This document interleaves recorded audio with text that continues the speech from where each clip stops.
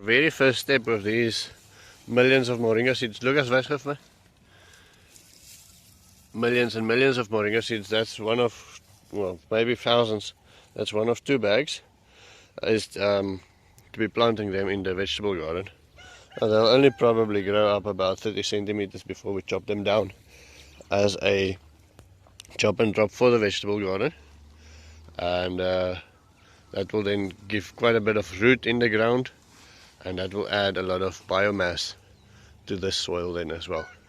Every morning we're removing 1 bucket of weeds, adding 1 bucket of compost. Somebody said please don't spread the compost too thin because there's worms in it, so we'll be adding them a little bit thicker, filling up these middle paths so they can be level with the beds. And then maybe at some stage, depending on what our things is, we'll move the bed 1 piece over, so that this is now our new bed, the one filled up. So we are basically fertilizing or changing the pathways into a more fertile system, and then building them up to be higher than these beds. These ones were supposed to be swale beds in the beginning, but yeah, we never got to use them as swales, and I think the amount of water that we're going to run through here is probably going to be too big for the beds anyway, so we'll never use them as swales. So we might as well fill them up with soil that we like, and then move the beds just 1 small step over. We're back at the micro swale or mini swale. Well, the swale is actually very long, but it's not going to be very high. It's only about this height for now, and it's actually a swale that's going to slowly and passively transport water to the food forest. It's coming around there, and then picking up water from the road and bringing it here. We received a little gift today from one of these guys right over here. So we'll be adding some bedding in there. See if we cannot get a little ducklings. That would be wonderful, especially if the rain comes and there's ducklings everywhere. I grabbed some moringa to feed those chickens from my mother's garden, and then all of a sudden I felt something fleshy, and it was this guy. I had the fright of my life. I want the focus to be in, but yeah. Chameleon shedding his skin. Fantastic view to see on the plot. And then I want to talk about some comments. Leland said, so those moringa pods will be fantastic for compost. Now yes, I agree, and so this is what we're going to do. We are going to see if it's going to pig. In other words, instead of just purely making it compost, we're going to put it in with the pigs. They might get some health benefits from it. I know my pigs are very dirty, they've been playing in the mud, and we are going to see if they are willing to eat it. And if not, then it's going to lie in their camp and become compost. So let's see if they enjoy it. It really looks like they are at least curious. Yep, I think if we come back tomorrow morning, I'll put it in the video tomorrow to see whether it's finished by tomorrow morning or not. I'm quite sure that it will be. Somebody once said that something magical happens.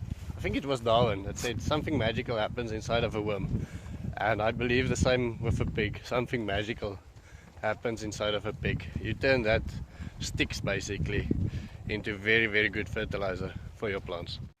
Okay, so the next comment was two people, the same person that said we should feed that to the pigs or we should make that compost, also asked whether we think about doing a tree swap with the moringas and whether we should plant them. Then Steve Johnstonborough said, why don't we put a shade net over the worms? That way it will increase our production and protect them a little bit and so forth, I assume. I'm paraphrasing, I forget the quote. Then there's a guy, Namap Coder, he said he plants his moringas. Now he's in Windhoek, which is just south of us. He plants his moringas in 20-litre bags, takes them into storage for the winter or into protection for the winter, and then plants them the next year again. Just come a little bit closer just for the wind. I'm going to speak louder because I'm scared the wind is going to break my sound. Okay, so I want to address a couple of things. Steve, yes, currently these worms are producing like crazy. The top part is mulch here, like such, and then underneath you get, maybe I want to take a picture of this quickly. Plenty and plenty of worms. Now, let me see if we have more here. Okay, but because the top part is used to protect the bottom part, you can also see it, so it's used as a mulch. This gets processed. So I decided to use all of those people's comments. So using all of those comments, and then Keller Horton bought me 3 coffees, which I used to buy 50 of those 20-liter bags. So I am going to do the following. Planting some in the greenhouse. Obviously we planted now moringa everywhere where water falls during the day. Anywhere where we water there's moringa. But we are going to plant some of these bags in the greenhouse, and then the other ones we are going to put over these worms. That works in such a way that during the summer we'll be watering them. You'll water the moringa, the water will go through, and then water the worms. But that will take away the whole need for a mulch layer. Mulch meaning horse manure that doesn't get wet. Layer on top. That will mean that the worm can come up all the way to the plastic bag and do its job. So that will also allow me to do a tree swap, and because it's in 20-liter bags, I can keep the trees for 2 years, protect them during the winter, and then bring them back. I think that was basically addressing all of those comments. And just before dark and just before I started editing, I got this question. Now, I'm not going to wear my sunglasses. I know my eyes are red. They are red every day. That's the way I look. But very interesting question from Marshlosh. I hope I'm not butchering your username. Moringa is good food, but why moringa? A nitrogen fixing plant would be better.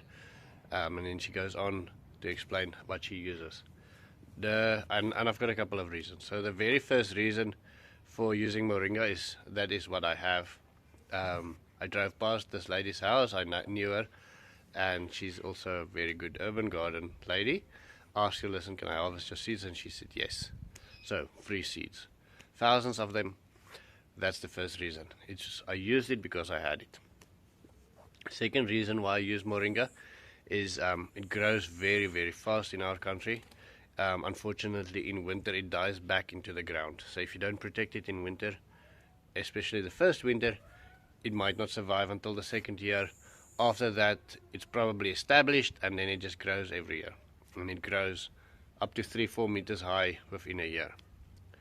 It's not a nitrogen fixer, but it does, when you use it as a chop and drop, it does improve the soil. It is very terrible. In fact, yesterday morning I didn't have coffee when I woke up. We didn't have milk in the house, so I drove to the farm without coffee, and then I had a bite of moringa, and I instantly forgot about how terrible life without coffee was. I immediately remembered how terrible life is when you eat moringa. Moringa tastes like crap. I don't like it at all. But the medicinal value in moringa is fantastic, and here not a lot of people grow it, but our industry for using moringa as a medicine is exploding. So we have got a pharmaceutical company in town that will buy basically all the moringa we can produce. And they haven't said that to me yet, but I know from other moringa farmers is basically they just go in and they buy everything that you can plant and dry, they will buy. And if they don't buy it, then there's quite a lot of other people that will. So setting offset would be fantastic. Chop and drop would be fantastic. It grows fantastic. Those are the reasons why I'm using moringa. I do want a wide variety, so I'm planting everything that I can find. I found a new tree today. Hopefully tomorrow or the day after tomorrow I'll be introducing that to you guys. Very, very interesting local native tree. So yes, I will see you then tomorrow. That is, thank you for the comment. Thank you very much for the comment. I work for comments, but that is the end of my story. See you tomorrow.